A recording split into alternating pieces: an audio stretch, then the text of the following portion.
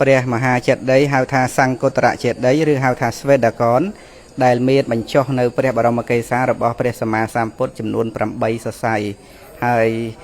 តាមឯកសារប្រវត្តិក្នុងពុទ្ធប្រវត្តិបញ្ជាក់ថាព្រះសម្មាសម្ពុទ្ធកកុសលធម៌ព្រះអង្គទ្រង់បញ្ចុះនៅឈើច្រត់របស់ព្រះអង្គក្នុងទីនេះ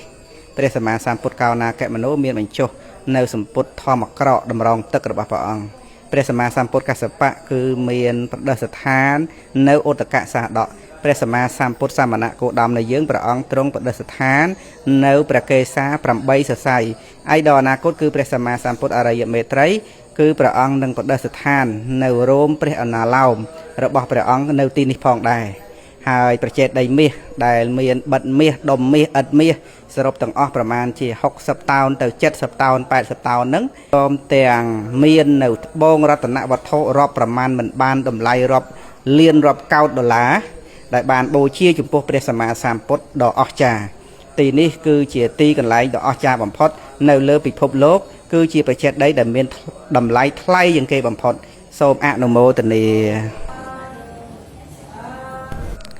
អស់លោកពុទ្ធបរិស័ទទាំងឡាយ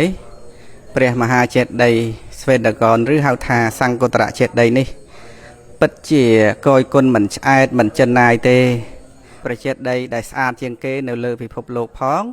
ហើយជាប្រជេតិយដែលមានតម្លៃថ្លៃជាងគេបំផុតនៅលើពិភពលោកផងសូមពុទ្ធបរិស័ទជ្រះថ្លាត្រេកអរអនុមោទនាជាការបានឃើញនៅព្រះមហាចេតិយរបស់ព្រះសម្មាសម្ពុទ្ធគឺជាមង្គលដ៏ឧត្តមគឺជាទស្សនានុត្តរិយៈគឺជាការឃើញដ៏ប្រសើរបំផុតនៅក្នុងជីវិតរបស់យើងសូមអនុមោទនា